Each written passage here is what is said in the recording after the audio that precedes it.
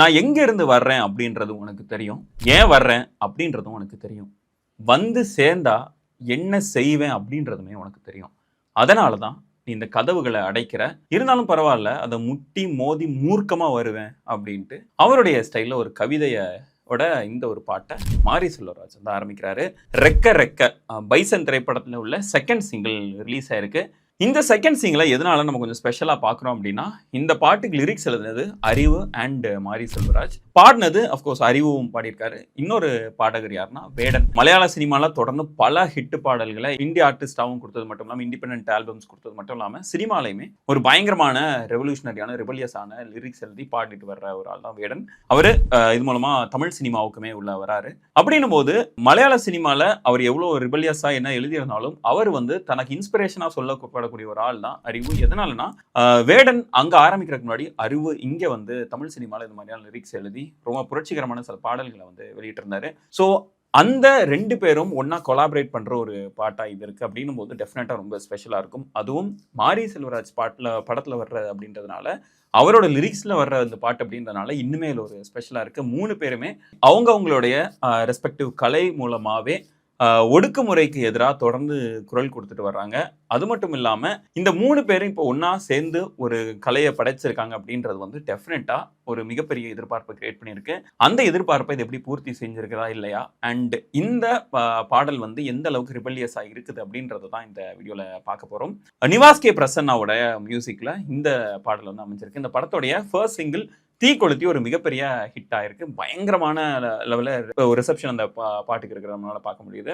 நிரா மாதிரியான ஒரு romantic numbers கொடுத்துருக்கிற நிவாஸ் கே பிரசன் ஆக்டர் வந்து ஒரு ப்ராப்பர் ஃபோக் ஸ்டைலில் ஒரு ஒப்பாரி சாங் மாதிரியா இருந்தது அந்த தீக்கொளுத்தி அப்படின்றது. அவ்வளோ ஒரு அழகாவே அந்த பாட்டு ரொம்ப என்ஜாய் பண்ண முடிஞ்சது.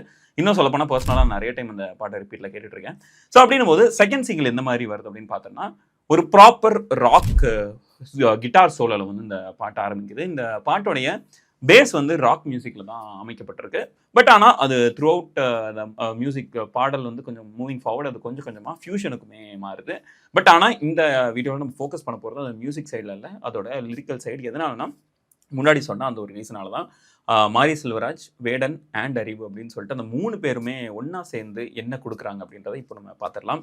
இந்த பாட்டோட முதல் லைனே என்னன்னா, அத்துவான காட்டுக்குள்ள ஒத்தையில போறவனு அச்சம் ஏதும் தேவையில்லை ஓடுடா அப்படின்னு சொல்றாங்க. அத்துவான காடு அப்படின்னா அது ஒரு வறண்ட காடு அப்படின்னு சொல்லலாம். வறண்ட காடு அப்படின்னாலே ஒரு ஹாண்டிங்கான ஒரு பிளேஸ் தான். அதுல நமக்கு அந்த காடோ அந்த ஒரு லேண்ட்ஸ்கேப்போ நமக்கு எந்த ஒரு வகையிலுமே நமக்கு ஹெல்ப் பண்ணாது. நம்மளா தான் அதில் சர்வே பண்ணிக்கணும். ஸோ அதில் நீ தனியாக போய்கிட்டு இருக்க, நீ எதை பற்றியும் பயப்படாத, நீ தைரியமாக முன்னேறி போ அப்படின்ற மாதிரி.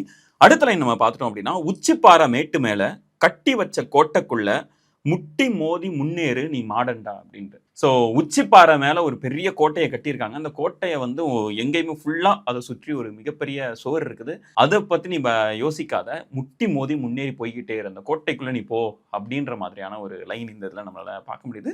அவ்வளோ ஒரு ரிபல்லியஸான ஒரு லைனாகவும் இருக்குது. உன்னை யாருமே தடுத்து நிறுத்த முடியாது, நீ பாட்டில் முன்னேறி போயிட்டே இரு, எதை பற்றியும் பயப்படாது அப்படின்ற மாதிரி ஒரு மோட்டிவேஷனான ஒரு லைனாக இருக்குது.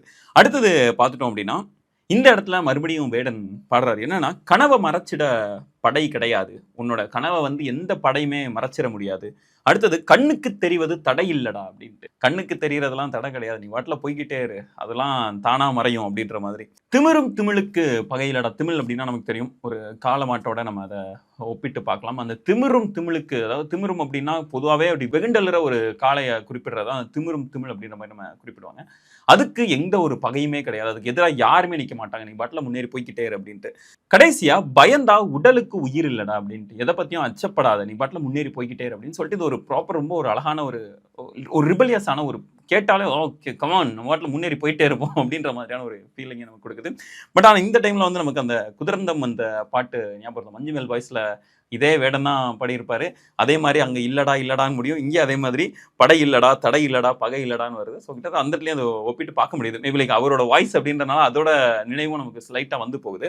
அப்படியே அடுத்த சான்ஸா போயிட்டோம் அப்படின்னா, போ அடைச்சி வச்ச கூடு இப்போ திறக்குது, நீ வாட்டில் ஒரு கூட்டுக்குள்ள அடைச்சி வச்சிருக்காங்க, நீ வாட்டில் போயிட்டே இரு, அந்த கூடு அது வாட்டில் திறக்கும் அப்படின்றது. அதே மாதிரி தோல் கிழிஞ்சும் என்ன பட்டாம்பூச்சி பறக்குது, அது தோல் கிழிஞ்சா என்ன, அந்த பட்டாம்பூச்சி பறந்துட்டே தானே இருக்குது அப்படின்றதுலாம். இதெல்லாம் இவ்வளோ ஒரு இதில் உன்னை எவ்வளோ அடித்தாலும் சரி, உன்னை எவ்வளோ உதைச்சாலும் சரி, நீ பாட்டில் பறக்கிறத மறந்துடவே மறந்துடாத. தோல் கிழிஞ்சாலும் பட்டாம்பூச்சி எப்படி பறக்குது, என்ன பட்டாம்பூச்சி என்ன பறக்குது அப்படின்ற மாதிரியான ஒரு ஒரு வியப்பில் அந்த லைன்ஸ் இருக்குது. அதே மாதிரி வான் உயரம் என்ன யார் இப்போ அளப்பது, நீ வந்த ஏக்கம் இங்க பறப்பது. வான் உயரம் அப்படின்னு சொல்லிட்டு யாருங்களுக்கு நீ எந்த இதோட வந்த, நீங்க வந்த ஏக்கம் என்ன பற, அதோட சேர்ந்து நீ பாட்டில் பறந்துட்டே இரு அப்படின்னு சொல்லிட்டு அதுதான் அந்த ரெக்க அப்படின்றது தான் அந்த பாட்டோட டைட்டிலா இருக்குது. ஸோ அதனால அந்த பறக்கிறது தான் இது, பறக்கிறோம் பறந்தே ஆகிறோன்ற மாதிரி நீ பாட்டில் பறந்துட்டே இரு, எதை பற்றியும் யோசிக்காது அப்படின்ற மாதிரியா இந்த பாட்டு அமைஞ்சிருக்குது. அப்படியே அடுத்தடுத்த ஸ்டான்ஸா பார்த்துட்டோம் அப்படின்னா, போ மறைச்சி நிற்கும் மலையைத்தான் தொலைச்சிட்டு, அந்த ஒரு மலையே எது இருக்குதுன்னா அதை தொலைச்சிட்டு போ, நீ பாட்டில் எதுக்கும் அஞ்சு நிற்காத அப்படின்ட்டு.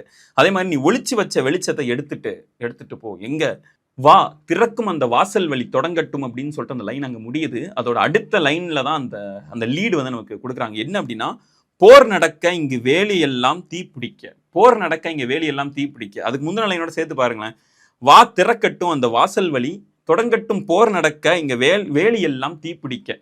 அதாவது அங்க வந்து அந்த ஒரு வேலி வச்சு அடைச்சிருக்கிறாங்க, நீ பாட்டில் போ, அந்த சின்ன ஒட்டச்சிட்டு நீ போறல்ல, உள்ள போகும்போது அந்த வாசல் வழி உள்ள போயிட்டு ஒரு போரிடு, அங்க போய் சண்டை போடு, அந்த சண்டை போட்டு அங்க நடக்கிற அந்த தீ பிடிக்கிறதுல அந்த வேலியெல்லாம் எரிஞ்சு போகட்டும், நீ போயிட்டு நீ முதல்ல உள்ள போ, நல்லா மேலே ஏறி போ, போயிட்டு அந்த கோட்டை இருக்குதுல்ல மேல, அந்த உச்சி மேல இருக்கிற அந்த கோட்டை நம்ம ஃபர்ஸ்ட் சொல்லியிருக்கோம்ல, அந்த கோட்டைக்குள்ள போ, அந்த வழி திறந்ததும் உள்ள போயிட்டு போர் நடத்து, அந்த போரிட்டு அந்த வேலி எல்லாத்தையும் தீ பிடிச்சி மொத்தமா அழிச்சிட்டேன்னா அதை தாண்டி மற்ற எல்லாரும் உள்ள போவாங்க அப்படின்ற மாதிரியான ஒரு லைன்ஸா இருக்கு. அவ்வளோ ஒரு ரிபலியஸான ஒரு லைன்ஸ் இருக்கு. பிரில்லியண்டா இந்த பாட்டு வரும்போதே நமக்கு ஒரு சின்ன எக்ஸ்பெக்டேஷன் இருக்கும். ஏன்னா வேடனா இருக்கட்டும், அறிவா இருக்கட்டும், அதே மாதிரி மாரி செல்வராஜா இருக்கட்டும், 3 பேரும் தொடர்ந்து இந்த மாதிரியான ரிபலியஸான ஒரு குரலாவே இருந்து வராங்க அவங்களோட ரெஸ்பெக்டிவ் ஃபீல்டில்.